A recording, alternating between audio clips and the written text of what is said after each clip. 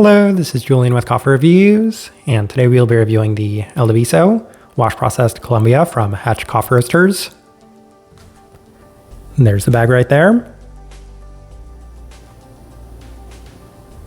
And Hatch, based out of Markham, Ontario. And this is their second ever appearance on this channel, having previously reviewed one of their coffees about 3 years ago now at this point, which is pretty surprising to me given that they are such a prominent coffee roaster in the Canadian coffee scene.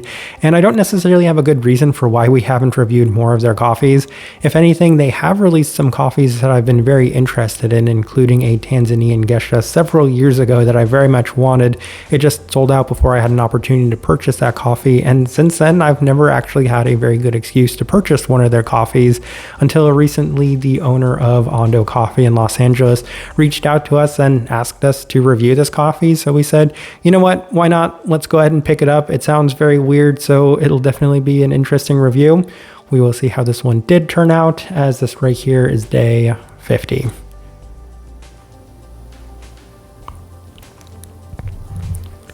And recipe we went with for this coffee was Hatch's recipe, which is a 16:1 water to coffee ratio, brewed at 94 degrees Celsius, about 201 degrees Fahrenheit. And I like this one best through the V60, which indicates a more medium fine grind.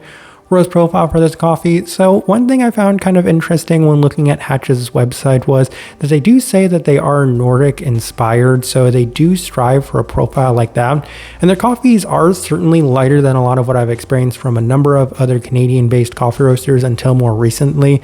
Now September does go extra light with some of their coffees, but even then I can say that this coffee does have some similarities to some of the coffees that we've had from September in the past, which is to say it is, I want to say, on the slightly lighter side of things by most standards and metrics. Now this coffee is not necessarily super or ultra light, but even then still on the lighter side of things.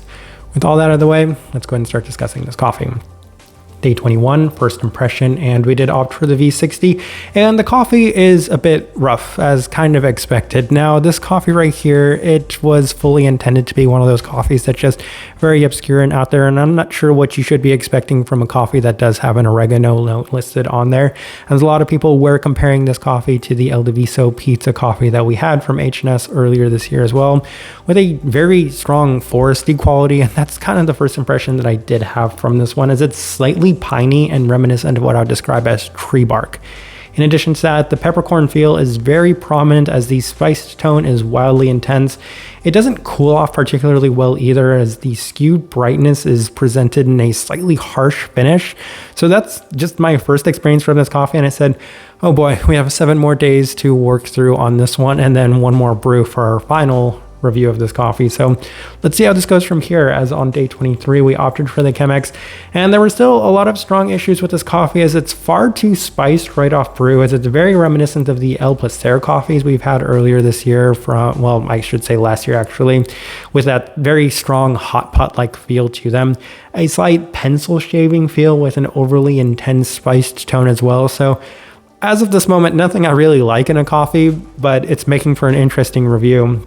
So I move on to day 26, as we opted for the April brewer, and at this moment the coffee is a little bit more reminiscent of the H&S El Diviso pizza coffee, with a strong sense to that listed oregano. So there you go.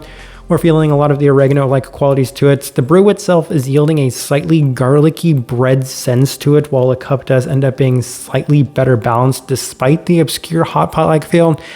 Man, those are words I never thought I would say when it comes to reviewing a coffee, but here we are. So let's just continue moving on to day 29, as we opted for the V60 with Hatch's recipe, and the coffee's a lot better, as a lot of the intense spiced qualities are toned down with a slightly more sweet quality to it that's in line with the listed Fruit Loops.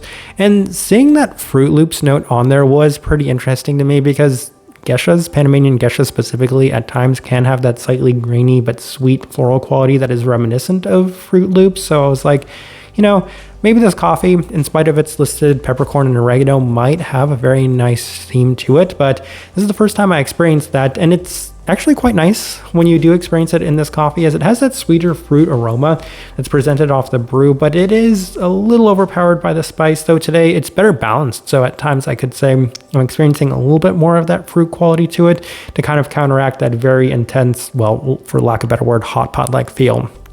Day 32, through the chemics with Hatch's recipe, and the coffee is just too much right off brew. And I do have to highlight that because it was just very hard. It hits you with a very potent oregano peppercorn mix that just hinders the overall experience. It's very hard to power through a coffee and take notes when this coffee just presents itself in such a strong, savory sense right off brew.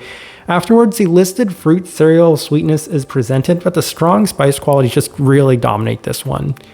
Day 35 through the V60 with Hatch's recipe, and I decided to stick to this brew method going forward as the chemics version of this coffee was just awful. And it was primarily focused on the spiced qualities, but they were toned down. They were presented in a much more palatable sense. The combination of the coffee just feels like a very sweet, spiced Chinese pepper, and that's so weird because this coffee weirdly is just very sweet as well. Day 38 through the V60 with Hatch's recipe, and the coffee is slightly maddening as the peppered qualities do present themselves a lot off brew, but it does settle off a lot better as it cools down. And the reason I say it's maddening is because it is really, really nice when it comes to the fruit quality within this coffee. It's slightly geisha-like with that cereal grain quality and the sweetness and the fruit component to it, but you get it for a brief fleeting moment, and then immediately after that it's like, here's a lot of spice, here's a lot of peppercorn to it, and here's a lot of that oregano, and you're like, man, if this coffee could just avoid that and present me with a very intense Fruit Loop like feel, then this would be an absolutely wonderful quality. But that's not the way that this coffee goes. Day 41 through the V60 with Hatch's recipe, and once again it skewed heavily into the listed oregano note side of things. This time I could say that it was even starting to skew a lot more on that side, as beforehand it was just really hot pot like with that strong peppercorn. Cereal grain feel is also present, but it's just so overly savory throughout. All right, let's go ahead and put up the tasting wheel so you can see what we're getting.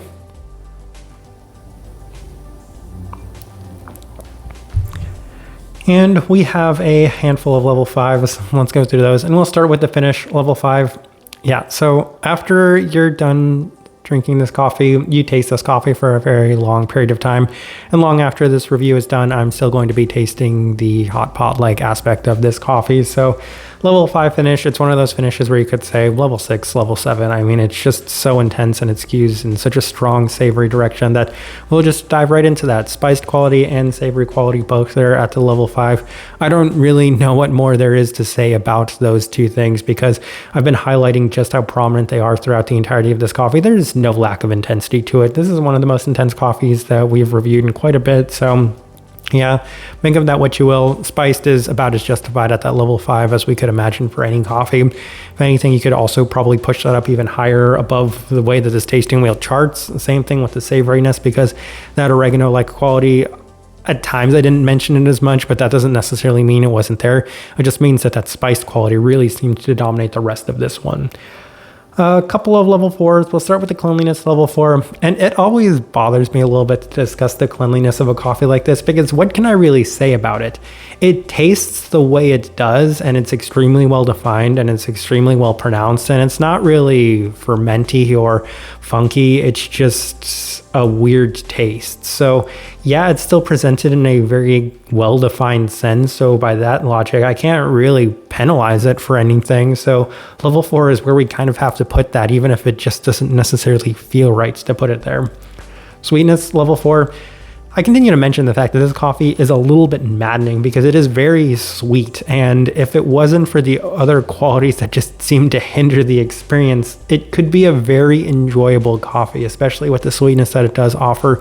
That grainy sweetness, that fruit-like sweetness, it's very nice, but here we are kind of talking about it as a secondary aspect to some much more undesirable qualities of a coffee.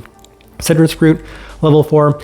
And I oftentimes highlight the listed cereal notes as having that citric grain quality. I think that's usually the best way I can describe them. Floral citric grain quality as well. Now the florality I kept at a level 3 mostly because I felt like that citric grain quality was a little bit more on the citric side of things.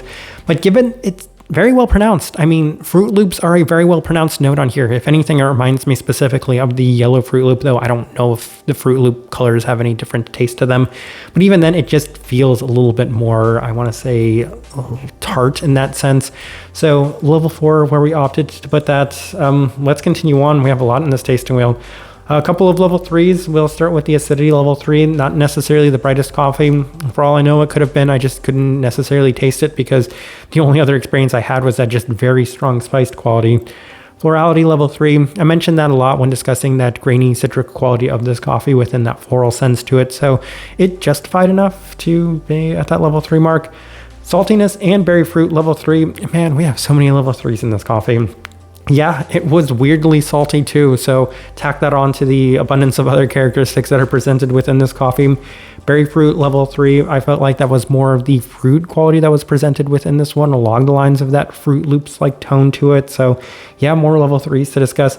Bitterness level 3, and even then this coffee was weirdly bitter, largely due to the spiced savory tones that were presented in it, so that's also pretty high in this tasting wheel. Final thing we're discussing, I feel like we've discussed pretty much everything in here, is the body level 2. For all that I've discussed, it doesn't necessarily have the most amount of body or texture to it, so that was relatively low outside of that. So as I'm looking at this tasting wheel, unfortunately I feel like it is a pretty good representation of what I was getting from this coffee. All right, so my overall thoughts and impressions of this coffee. I do find it very funny that now Hatch is eligible for our next American Canadian Coffee Roaster tier list because we have now reviewed 2 of their coffees. But if I'm going to judge them based off of this coffee, then I feel like that's extremely unfair because I don't know if this coffee is necessarily meant to be enjoyable for people in the same way that the pizza coffee or the gochujang coffee from H&S were meant to be enjoyable coffees. I think this one was much more meant to get a reaction from people because it certainly got a reaction out of me. I didn't like this coffee. And I go back to the fact that it was just very maddening because it had so much weird potential to it. I can't quite understand why this coffee is as sweet as it is and why it presents such a very well-defined Fruit Loop-like aspect to it, given that it's so hidden. I don't want to say hidden, but it's so secondary to a bunch of qualities that really shouldn't be presented in coffee in general. So make of this review whatever you will. This coffee was strange. The type of person I would suggest this coffee to, anybody that doesn't like their really strange coffees. If anything, you really like hot pot and you want to taste it in coffee for whatever reason, go with this one. The peppercorn note was just too much. It's presented so strong in the aroma, the brew, the cup itself, that you're just going to have an abundance of it throughout and you can just enjoy that for whatever it is. I feel like that's the best way I can leave this review. If you've by chance had an opportunity to try this coffee, I'd love to know your thoughts and impressions of it as well. If you're enjoying the content, give this video a like, subscribe if you're not already subscribed. This right here has been a review of the El Diviso wash processed Colombia from Hatch Coffee Roasters. Thank you for watching.